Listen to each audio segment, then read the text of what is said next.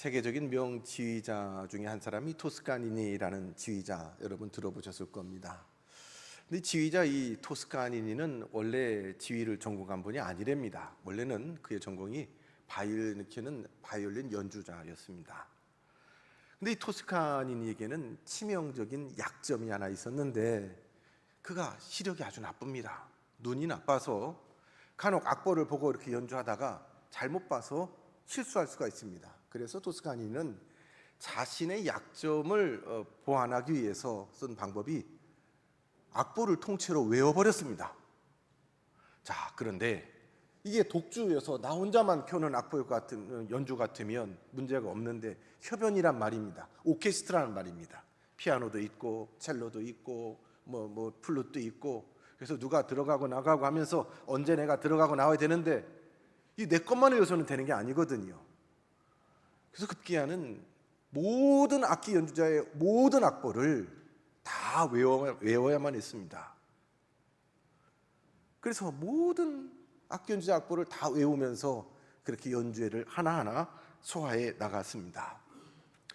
그러던 어느 날 연주회가 잡혀 있는데, 그 연주회에 이제 준비하고 연습해야 되는데, 그날따라 지휘자가 안 나타나는 겁니다. 요즘 같으면 휴대전화에서 어디쯤 오냐고, 왜 안 오냐고 뭐 이렇게 할 텐데, 이 옛날이니까 있을 수가 있나요? 소식도 없고 감감무소식이고, 연주의 시간은 코앞에 다가오는데 지휘자가 나타나지 않는 겁니다. 이대로 지휘자가 나타나지 않으면 연주회는 그만 무산이 될 겁니다. 그러다가 단원들이 모여가지고 어떡하냐 보니까, 그나마 이 모든 이 연주의 악보를 통째로 외우고 있는 사람이 딱 한 사람이 있습니다. 그게 누굽니까? 토스카니입니다. 그래서 대원들이 당신이라도 나와서서 우리를 지휘해달라. 그래서 생각지도 못하게 어느 날 갑자기 그 연주의 지휘를 하게 됐습니다. 그렇게 해서 그가 처음 지휘를 하게 됐는데, 다행히 무사히 연주회를 잘 마쳤습니다. 여기 지휘의 능력을 저가 발견하게 되었고, 훗날 세계적인 명지휘자로 토스카니가 세워주는 이날 이 사건이 계기가 되었습니다. 훗날 그는 그렇게 말했답니다. 나의 나쁜 시력이 나를 명지휘자로 만들었다. 참 역설이죠. 나의 나쁜 시력이 오늘과 같이 나를 명지휘자를 만들어 주었다. 근데 이뿐만 아니라 우리 믿음의 여정, 신앙의 길이나 우리 인생의 여정을 쭉 보면, 저 사람 저래서 끝났다, 어렵겠다, 안 됐다, 망했다 싶은데, 오히려 그 사람이 가지고 있는 그 약점 때문에 말미암아 오히려 그 또 다른 문이 열려서 더 잘 되는 그런 일들을 우리는 보게 됩니다. 신앙의 눈으로 보면 하나님이 한때 우리 길을 막으시는 것 같습니다. 마치 사도행전의 2차 전도여행, 바울이 2차 전도여행 때 가는 모든 계획한 길을 성령께서 막으시는 중에 생각지도 못했던 유럽 전도의 문이 열렸던 것처럼, 하나님이 우리의 길을 막으신다 싶을 때에는 우리는 문득 마음에 그런 믿음이 생깁니다. 하나님이 또 다른 문을 예비하셨지, 또 다른 길이 있지. 오늘 본문 말씀 이사야서 38장 말씀을 주의 말씀으로 봤습니다. 이사야서는 전체 66권으로 되어 있는데 크게 두 부분으로 나누지요. 1장부터 39장까지 39장은 이스라엘에 관한 하나님의 회개 촉구와 그리고 이스라엘의 심판에 관한 이야기를 이사야 선지자를 통해서 하나님이 선포하십니다. 그리고 40장부터 66장까지 27장은 장차 하나님께서 메시아를 통해서 이 이스라엘을 온전히 회복하실 메시아 왕국과 하나님의 회복을 선포하고 있습니다. 근데 그 사이에 두 부분도 나누면 이렇게 되는데, 1장의 후반부에, 즉 36장, 37장, 38장, 39장 이 넉 장에 이사야가 사역할 때 그 당시 유대 왕이었던 히스기야에 있었던 일들을 쭉 기록해 놓고 있습니다. 히스기야가 왕으로 있을 때에 여러 이스라엘 왕들이 솔로몬 이후에 북과 남으로 갈라져서 북이스라엘과 남유다로 나눠졌는데, 많은 왕들이 하나님을 배반하고 하나님의 말씀을 따르지 않았습니다. 북이스라엘 왕은 온통 첫째 왕 여로보암부터 마지막 호세아 왕까지 패역한 왕들로 가득했습니다.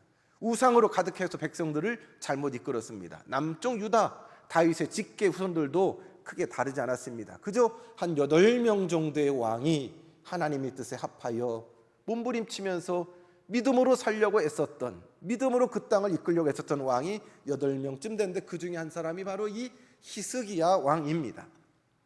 믿음으로 살려고 발버둥치고 애쓰면 하나님이 은혜 주셔야 합니다. 하나님이 복을 주셔야 합니다. 하나님이 지켜주시고 평강을 주셔야 합니다. 그것은 우리도 마찬가지입니다. 어려운 시대에 말씀으로 믿음으로 직분 감당하며 살려고 애쓰는 성도에게 하나님은 은혜 주십니다. 복을 주셔야만 합니다. 그런데 때로는 우리가 생각했던 그 은혜와 그 복이 아닌 것들로 우리에게 주시는 일들이 있습니다.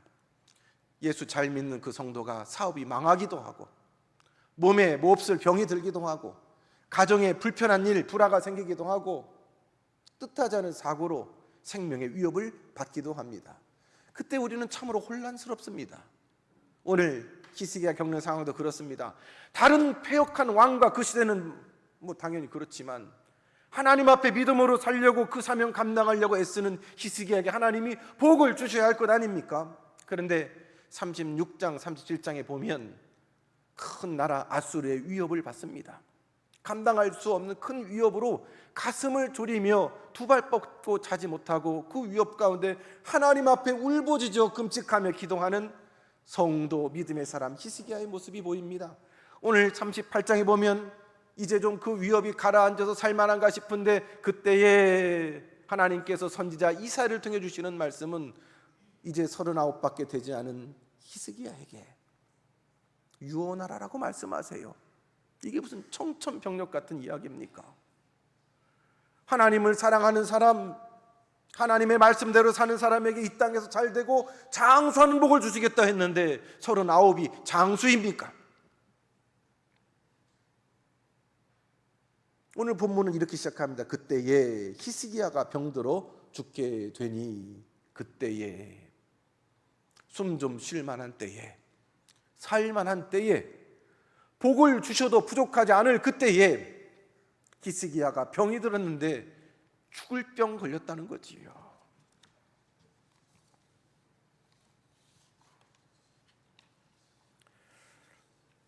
바로 여기에 우리의 딜레마, 문제가 있습니다. 하필은 왜 이때 이런 일이 생기냐는 거예요. 왜 이 사람한테 이런 일이 생기는 거예요. 하나님 앞에 우리는 하나님 왜입니까? 여호와여 어찌하여? 라고 우리는 질문할 수 있습니다. 바로 오늘 그때에 라는 말에 그 말이 함축되어 있습니다. 이해할 수 없는, 받아들일 수 없는, 아멘할 수 없는 하나님의 뜻에 하필 그때에 하나님 아멘할 수 없어요. 지금은 아멘할 수 없어요. 이 상황은 아멘하고 받아들일 수가 없어요. 왜 히스기야 왕처럼 고생하고 믿음으로 말씀으로 살려고 했었던 왕에게 그 나라의 위험이 이제 좀 가라앉고 좀 살만한데 이 개인에게 이렇게 좋지 못한 불편한 일이 생기냐는 겁니다. 이 큰 문제 앞에 당황하는 히스기야의 모습은 오늘 여러 가지 우리 인생의 삶의 상처 가운데 신음하고 있는 오늘 우리 성도들의 모습이 아닐까요?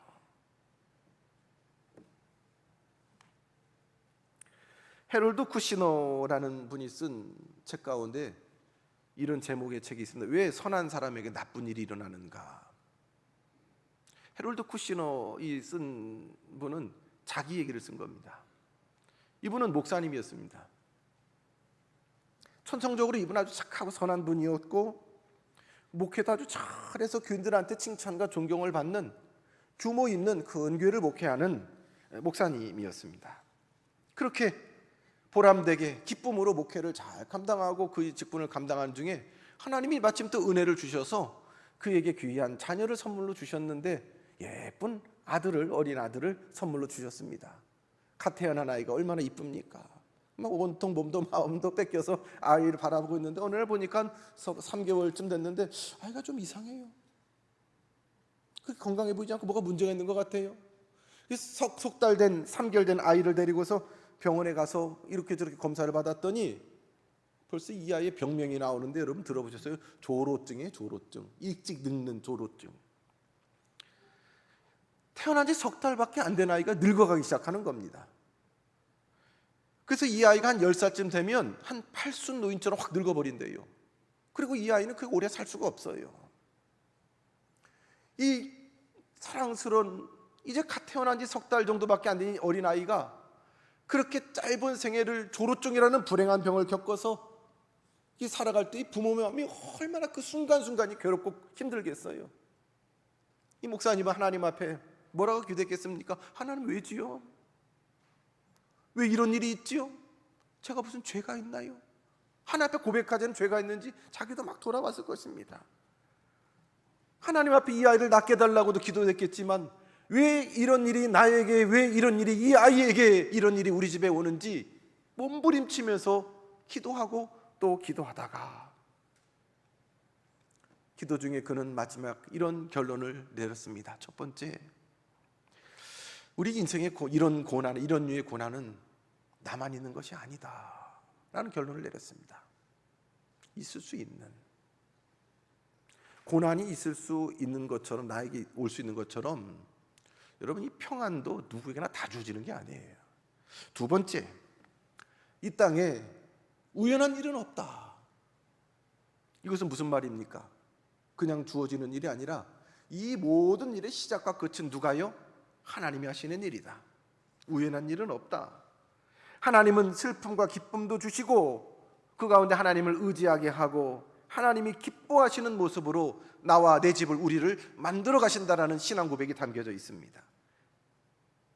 세 번째, 길을 만드신 하나님은 다른 길을 내신다. 그리고 네 번째, 하나님은 땅의 문을 닫으실 때에 하늘의 문을 여신다. 하나님의 문을, 하나님이 예비하신 문을 반드시 열어주신다라는 것입니다. 우리는 아예 불편한 일 없이, 괴로운 일 없이 날마다 기쁘고 행복하고 만사형통하면 좋겠지요. 그래서 우리가 나의 갓길 다가도록 384장 찬송하면서 후렴 부분 할 때는 제일 세게 부르잖아요. 무슨 일을 만나든지 만사형통하리라. 만사형통.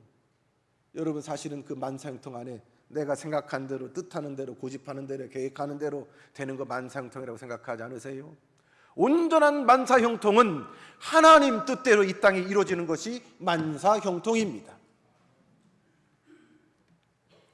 그러나 이 땅에 내가 원하는 대로 다 형통하고 내가 원하는 대로 성취되는 것을 만사형통으로 여기는 어리석은 인생이 있습니다. 누가복음 12장 19절에 보면 어리석은 부자가 이렇게 이야기하잖아요. 내 영혼아, 내가 여러 해 쓸 물건을 많이 쌓아두었으니 평안히 먹고 마시고 즐거워하자. 그냥 넉넉한 거예요. 그냥 쌓아둘 곳이 없이 뭐가 많은 거예요. 그러니까 내 영혼아, 여기서 또 더 창고를 짓고 평안히 먹고 쉬고 마시고 즐기자. 이거는 이 사람의 이야기가 아니에요. 아마 우리 가운데도 마찬가지 아니겠습니까? 어젯밤 로또 복권 추첨에 1등을 맞아서 2, 30억씩 우리가 주게 된다면 오늘 예배 시간에 앉아서 무슨 생각하겠어요?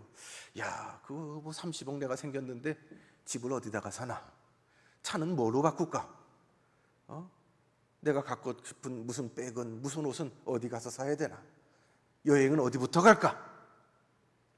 누구한테까지 알려줄까?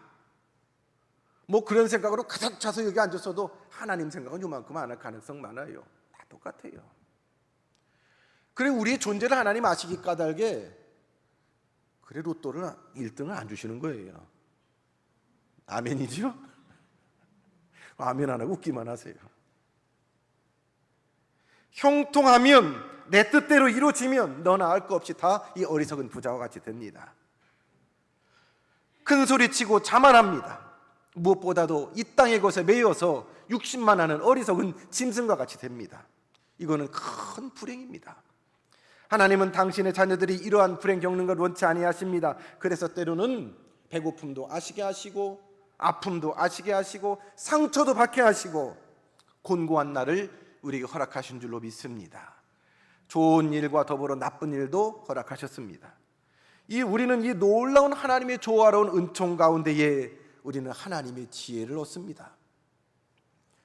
하나님이 우리에게 허락하시는 아름다운 하나님의 인격도 우리는 받게 됩니다.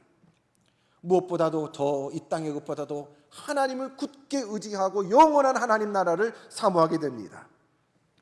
그리고 그런 고통스럽고 불편한 일 가운데 하나님의 이름을 부르며 기도할 수 있는 심령을 주시지 않습니까? 그렇다면 문제는 누구에게나 다 있는데 그 문제를 우리가 어떻게 푸느냐? 누구나 다 그런 이런저런 삶의 기도 제목을 갖고 있는데 이거 어떻게 푸느냐? 어떤 분은 그래요. 4가지 유형이 있대요. 문제가 생기면 첫 번째 유형은 긁어부스럼 만드는, 여기저기 떠벌리고 다니고 큰일 난 것처럼 막 대단히 난 것처럼 떠들고 이 사람 저 사람 뭐 누구한테 전화하고 찾아가고 막 긁어부스러 일을 막 크게 만드는, 문제를 봉합하게 크게 만드는 긁어부스럼형이 있답니다. 두 번째로는 별거 아닌 문제인데도 절망하는 절망형이 있어요. 세상 다 망한 것처럼 주저앉아가지고 낙심하고 그냥 뭐 지레 죽는다고 그러죠. 먼저 죽는 사람이 있어요. 세 번째 유형은 천치형이 있어요. 백치 천치형이 있어요. 좀 본인한테 심각한 문제인데 문제를 자체를 인식을 못해. 별거 아닌 것으로 알아가지고 남들은 걱정하는데 정작 자기는 아무 일 없는 것처럼 자요. 이것도 답답하지요. 네 번째로는 지혜롭게 그 문제를 잘 해결하는, 아주 쉽게 문제를 잘 푸는 지혜형이 있답니다. 그럼 알렉산더 대왕 얘기가 이런 얘기가 있어요. 알렉산더 대왕이 어느 날 자기 부하들이 그 작전 전쟁 나가서 잘하고 있나, 어느 날 이제 미리 얘기 안 하고 불시에 부하들이 있는 막사를 이렇게 돌아다니면서 부관과도 점검을 했대요.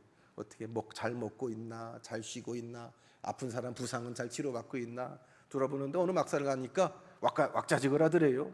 뭐 그렇게 시끄럽나 하고 어깨너머로 이렇게 봤더니 뭐 나름대로 재밌는 시간을 보내고 있는데 뭐 밧줄을 막 실타래처럼 꼬아놓고서 이거를 누가 제일 빨리 푸느냐 그런 게임을 하고 있더래요. 근데 얼마나 못 풀게 하는 게 목적이지요. 얼마나 복잡하게 엮여놨는지 제대로 풀어내지를 못하더래요. 그러면서 하는데 그렇게 흥미롭게 이렇게 알렉산더가 지켜보니까 자기 대왕 지켜보고 오는 걸 알고 나중에는 놀래가지고 막 충성하고 격려하고 난리가 났어요. 알렉산더 대왕이 그거 그렇게 푸는 게 이렇게 어려워? 내가 한번 풀어볼까? 대왕님은 어떻게 푸나 이렇게 다들 자리를 비켜서 내줬어요. 그랬더니 알렉산더가 자기 부관한테 야 거기 좀 칼 좀 하나 가져와. 그러면 그 칼로 확 내리치니까 줄이 한 방에 끊어지잖아요. 나는 문제를 이렇게 풀어. 여러분, 문제가 아니에요. 정말 문제는 내가 그 문제를 풀 수 없는 게 문제예요. 물이 깊은 것이 문제가 아니에요. 내가 그 물 위에서 수영을 할 수 없는 것이 문제예요. 길이 막혔을 때 막힌 길 때문에 망하는 사람이 있는가 하면 그 길이 막혀서 그 길을 찾다가 더 빠른 길, 더 넓은 길, 더 온전한 길을 찾고 그 길 위에서 달려가는 은혜를 누린 사람이 있습니다. 똑같은 햇빛을 받고 살아가지만 그 햇빛에 어떤 흙은 진흙으로 굳어집니다. 그러나 초콜릿은 녹아지지요. 똑같은 햇빛을 빛을 받고 있지만 살아있는 나무는 그 빛을 받고 무럭무럭 성장하며 그늘을 만들어서 다른 사람을 쉬게 하지만 죽은 나무는 점점 더 말라 비틀어지지요. 하나님께서는 우리 모든 성도들에게 문제를 푸는 언약의 열쇠를 주셨습니다. 모든 마이너스를 플러스로 바꾸는 지혜를 하나님께서는 성도에게 주셨습니다. 그 열쇠가 뭘까요? 그렇습니다. 기도입니다. 기도는 만사를 풀어내는 열쇠입니다. 언약의 열쇠입니다. 하나님은 우리 인생의 모든 문제를 풀어내는 열쇠인 줄로 믿습니다. 절망 중에 있을 때 그때의 절망 가운데 경황이 없어서 당황하는 것이 아니라 주님의 이름을 부릅니다. 하나님의 뜻을 생각합니다. 온전히 그 길을 찾아서 성도는 출구를 찾습니다. 오늘 말씀을 보면 그때에 경황 없을 그때에 하나님의 뜻을 이해할 수 없는 그때에 히스기야는 어떻게 했습니까? 더 유명한 의원을 찾아와라. 더 좋은 약을 구해와라. 백방으로 소문을 내라라고 요란법석을 떨지 않았습니다. 절망하여 지레 죽지도 않았습니다. 어떻게 되겠지 무관심한 채 잠자지도 않았습니다. 히스기야는 누구도 원망하지 않았습니다. 그는 바로 하나님의 이름을 불렀습니다. 히스기야는 낯을 벽으로 향하여 기도하기 시작했습니다. 그 벽은 히스기야가 이미 병들어서 몸이 많이 아파서 거동할 수 없기 까닭에 성전에 가서 기도한 것이 아니라 성전 쪽으로 나 있는 방향에 자기 몸을 대고 그 벽을 향하여 기대고 기도하기 시작했습니다. 우리 하나님의 사람들의 삶의 중심은 성전입니다. 성전은 하나님과 내가 만나는 곳입니다. 하나님의 언약을 받은 곳입니다. 하나님의 은혜를 경험한 곳입니다. 지금 히스기야는 하나님을 만났던 그곳, 하나님의 언약을 들었던 그곳, 하나님의 말씀을 들었던 그곳, 하나님의 성취를 경험했던 그 시간과 그 장소를 바라보면서 내 몸은 병이 돼서 그곳에 갈 수 없지만 그곳으로 향하여 온 마음을 쏟아놓으며 하나님의 이름을 부르고 있습니다. 신앙인의 삶의 중심은 성전입니다. 팽이를 돌리다 보면, 어려서 팽이를 돌리다 보면 친구들하고 팽이 싸움을 하죠, 골목에서요.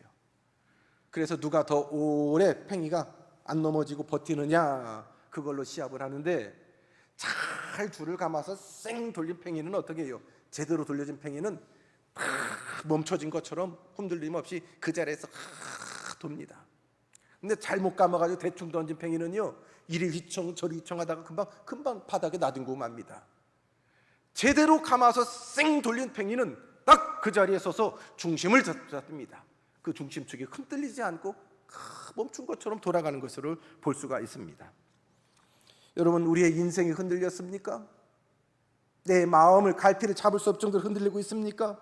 혹 믿음의 축을 중심을 잃어버린 건 아닙니까? 왜 그토록 우리의 인생이 불만스러웠습니까? 내 생의 축인 예수 그리스도가 보이지 않아서 그런 건 아닙니까?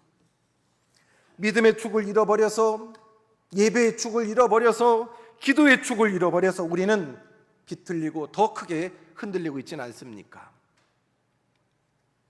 교회 중심, 말씀 중심, 하나님 중심, 이 중심의 사람은 어떤 환난 가운데도 흔들림 없이 고난을 마주할 수 있습니다.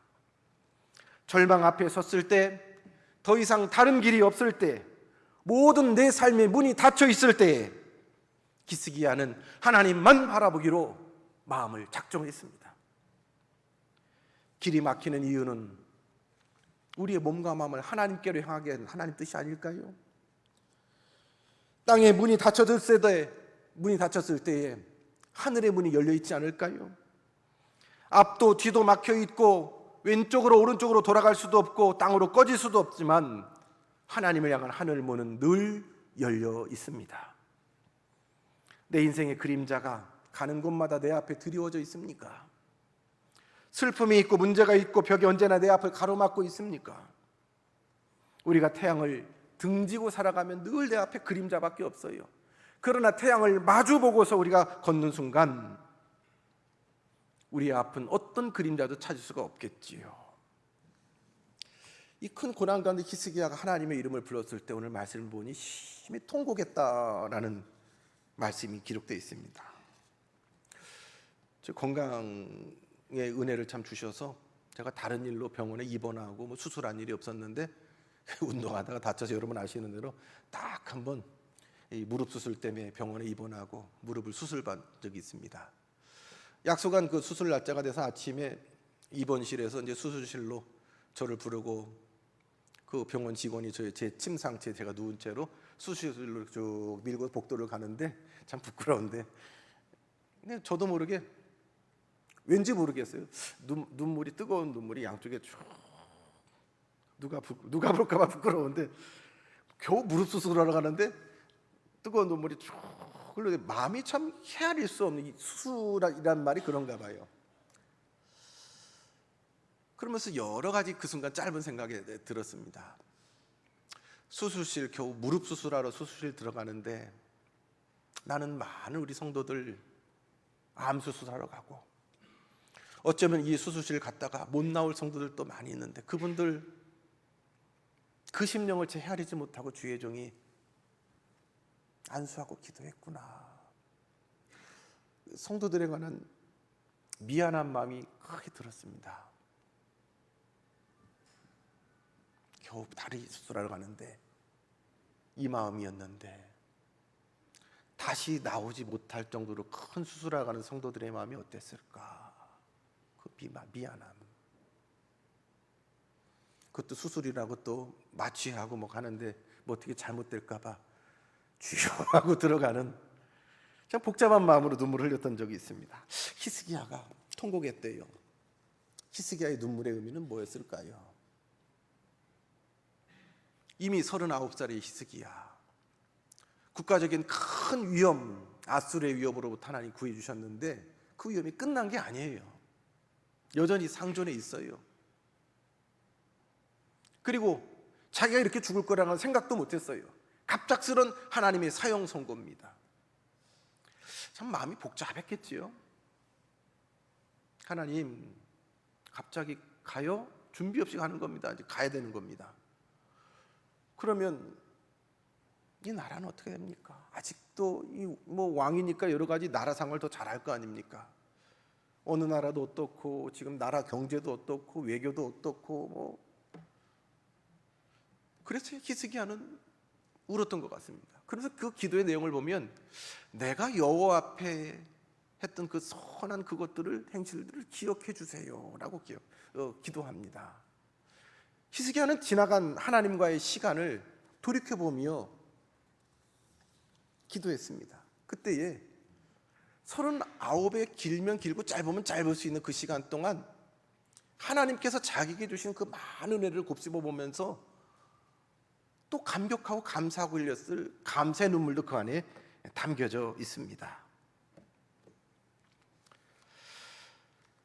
많은 믿음의 사람들이 성경에 보면 눈물을 흘렸습니다. 다윗의 눈물이 있고요, 이스라엘로 다시 포로 잡혀갔다 귀환한 에스라의 눈물이 있고요,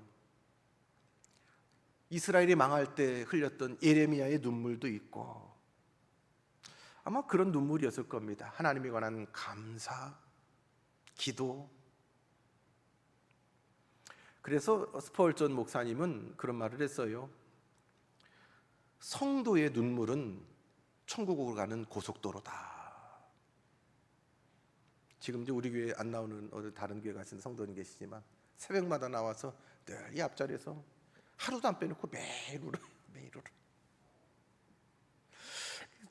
뭐 때문에 그렇게 매일 울까?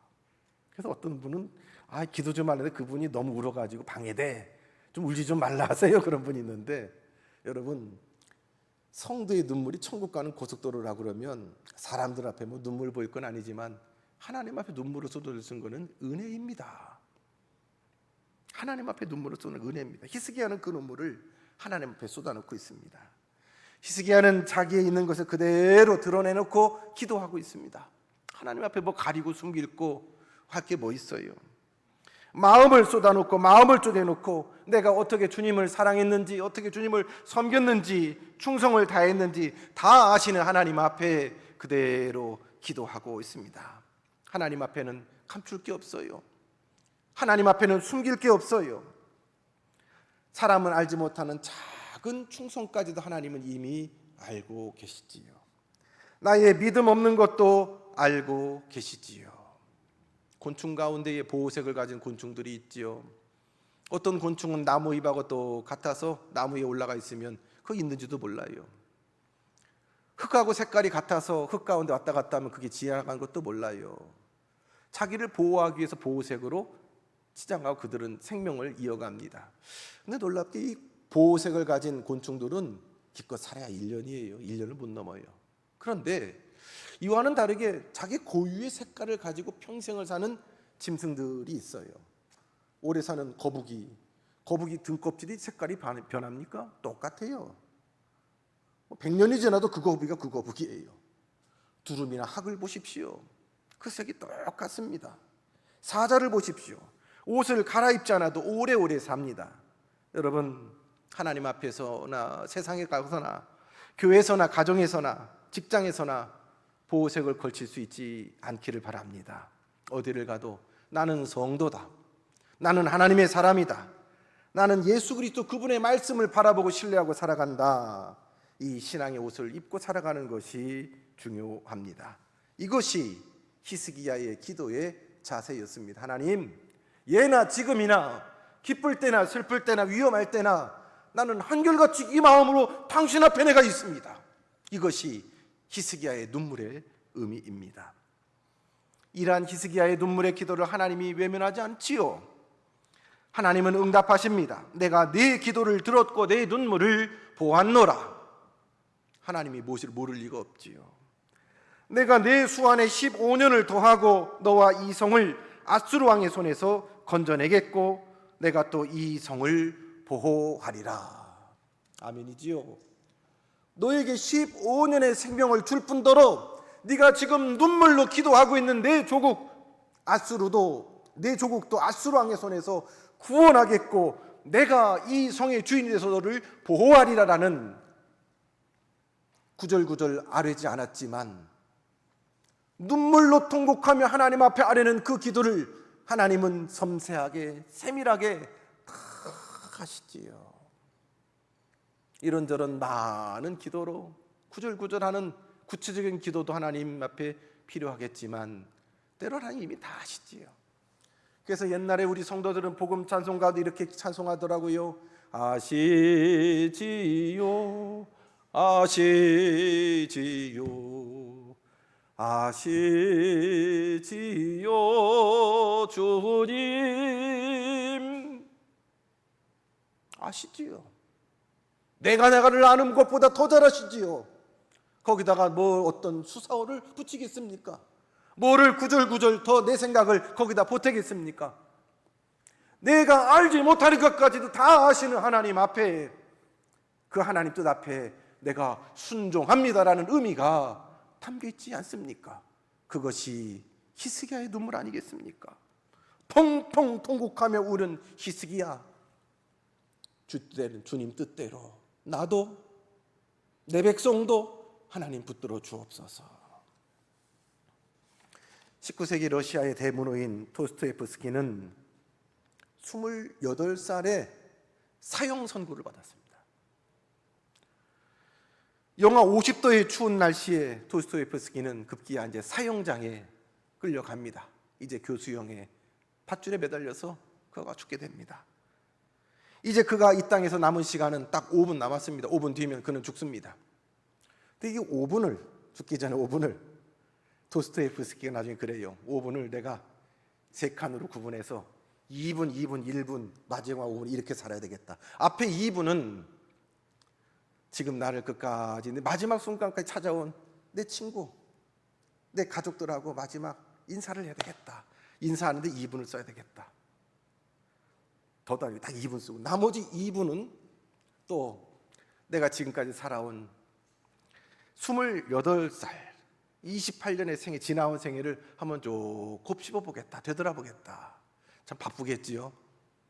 그리고 마지막 1분은 이제 곧 내가 죽게 될 텐데 다시는 내가 보지 못하고 마시지 못할 이 땅의 호흡과 이 땅의 눈에 보이는 모든 풍경들을 한번 쭉 내가 죽기 전에 둘러보겠다. 5분을 그렇게 계획했대요. 이제 2분을 씁니다. 자기를 마지막 순간까지 같이 온 친구들, 가족들을 이렇게 마주봅니다. 고마웠어. 천국에서 만나. 인사를 2분을 막 했어요. 2분을 다 썼어요. 그리고 또 이제 2분을 뭐 한다고요? 자기의 지나온 28년 자기 생애를 또 곱씹어 봅니다. 되돌아봅니다. 지나온 생애를 2분을 그렇게 쓰는데 여러 가지 감정이 막 복받치더래요. 그 가운데 무서운 공포도 엄습해 옵니다. 그래서 문득 그 2분을 쓰는 가운데 마음에 막 그런 생각이 굴뚝같이 일더래요.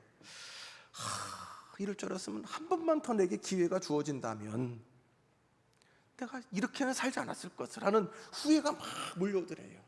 한 번만 더 기회가 주어진다면 내가 이렇게 끝날 인생인데 영원히 살 것처럼 살았던 지난 시간들이 너무 후회가 돼가지고 내가 이거 언젠가는 죽을 건데 죽을 줄 모르고 영원히 사는 것처럼 살았던 그 시간이 후회가 돼가지고 막 후회되고 두려워지기 시작했습니다. 그 2분도 지났습니다. 이제 마지막 1분, 눈을 뜨고 이제 내가 눈앞에 보이는 것들 다 봐야 되는데, 바로 눈을 뜨고서 이 땅에 있는 것들을 마지막 담고 가려고 막 하는 그 순간에 요란한 소리가 밖에서 들려옵니다.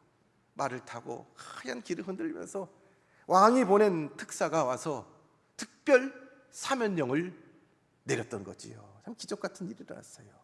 자, 이제 도스토옙스키는 이제 이 의의 삶을 살아갑니다. 그 전과 같이 똑같이 살지 않았습니다. 영원히 살 것처럼 뭐 더 먹으려고, 더 가지려고, 그 마지막 5분에 썼던 그거를 평생 마음에 두고 그 이후의 삶을 살았습니다. 그 이후에 나와서 쓴 작품이 죄와 벌, 그리고 까라마초프의 형제들, 뭐 이런 글들을, 명작을 남기게 됩니다. 성도 여러분, 우리에게 얼마가 남았을까요? 5분이 남았을까요? 5년이 남았을까요? 50년이 남았을까요? 우리는 언젠가 하나님 앞에 서야 할 존재들입니다. 인생들입니다. 당장 오늘 밤에라도 하나님이 오라 하시면 못 갑니다. 버틸 사람이 누가 있습니까? 그래서 지혜로운 성도는 욥처럼 고백하지요. 주신 이도 여호와시요 취하신 이도 여호와시니오니 여호와의 이름이 찬송을 받으실지어다. 우리에게 주신 모든 시간들, 은사들 하나님께로부터 받았습니다. 오라 하시면 내려놓고 갈 것입니다. 마지막 그 순간에 하나님 앞에 뜨거운 눈물로 그 시간을 맞았고, 또 다른 15년의 시간을 보장받은 히스기야처럼 하나님께서 우리에게 주시는 이후의 시간을 이전에 어떤 시간보다도 하나님의 이름을 영광을 돌리며 찬송하며 살아가는 우리 성도 되시기를 주님의 이름으로 축원합니다. 하나님, 지금까지 지내온 것도 주님의 크신 은혜입니다. 이후로 주님 앞에 살아갈 우리의 모든 순간들, 호흡들 이전과 같지 않게 하시고 믿음의 전성기를 허락하여 주셔서 더 온전함으로 믿음으로 하나님을 예배하며 우리의 생애를 이 땅에서와 영원으로 이어가게 하옵소서. 예수님 이름으로 기도드리옵나이다. 아멘.